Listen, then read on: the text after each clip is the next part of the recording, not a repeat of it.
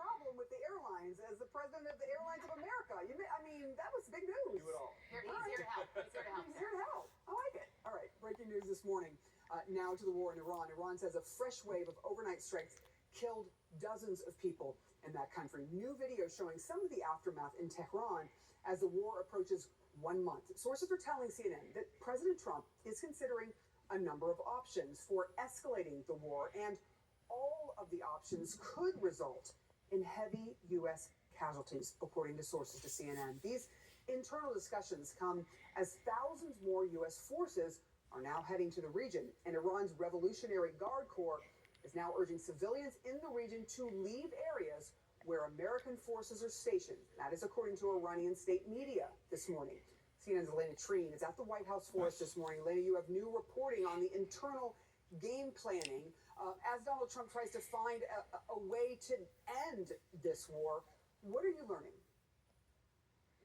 Look, I think there's intense pressure, Sarah, of course, on this administration and the president himself about trying to find an end to this war decisively. That is something that they promised, I'd remind you, from the get-go here. The morning that they had launched initial strikes with Israel into Tehran, the president and his team had said they believed this would be a 4 to 6 week operation. Well, we are roughly a month in now, and so they are trying to find a way to keep that promise, as pressure's also mounting on Capitol Hill from Republican leaders and really Republicans across the country who are saying that they do not want this to be a prolonged conflict. So this is where we are right now. Essentially, the president and his team are still hoping and prioritizing a path forward on diplomacy. Of course, that is very difficult. It's very unclear if that's actually something that could actually work. You hear from the Iranians on an almost near daily basis now that they believe there aren't substantial negotiations happening. Now, the reporting that I have in my conversations with administration officials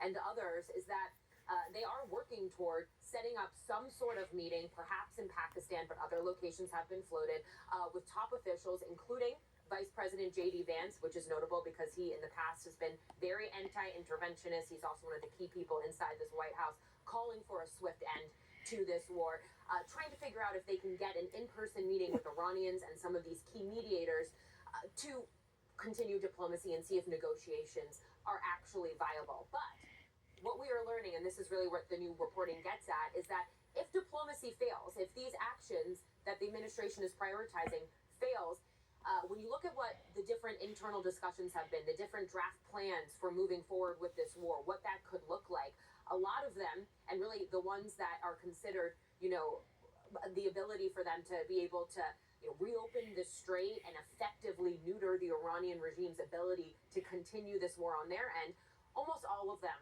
would require a significant number of ground troops being deployed. And that is something that we know the president and many people inside this White House have really been wary of. And they recognize there's not a lot of support, not only with the American people, but again, with the president's own Republican supporters about sending these ground troops into Iran. And so really what the state of play is now is if diplomacy doesn't work, the Pentagon is really going to have to evaluate what options they have. And again, not many of them are good if the goal is to not be sending boots on the ground.